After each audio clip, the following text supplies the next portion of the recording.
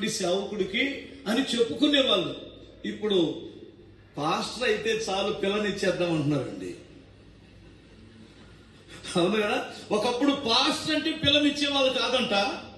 ఇప్పుడు ప్రతి ఒక్కరు రావడం, అయ్యగారు ఎవరైనా పాస్టర్లు ఉంటే చూడండి, అమ్మాయికి సేవ చేయాలన్నా, ఆడైతే తాగి తన్నడనా?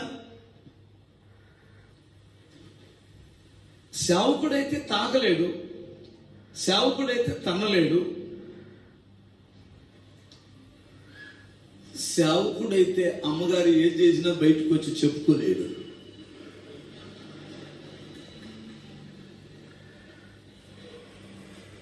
అందుకని ఆడపిల్లల తల్లిదండ్రులు చాలా మంది పిల్లని ఎవరికిద్దామని కుతూహలం ఉన్నారంటే, పాస్టర్ గారు ఎవరంటే చూడండి అంటున్నారు.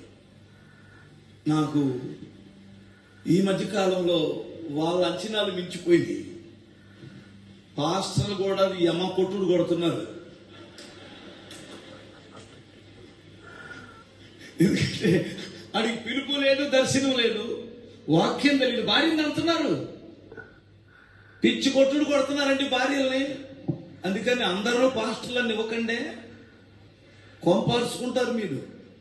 పాస్టర్ అయితే చాలు పిల్లనిచ్చేద్దాం అనుకుంటే దెబ్బతింటారు. ఆడికి లేని అలవాట్లు లేని పాస్టర్లు ఉన్నారు. ఎందుకంటే సభ్యత్వాలు వచ్చినాయి కదా, అర్థమవుతుందండి.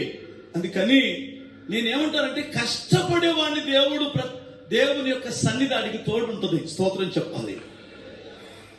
కష్టపడడం అది బాధ్యత.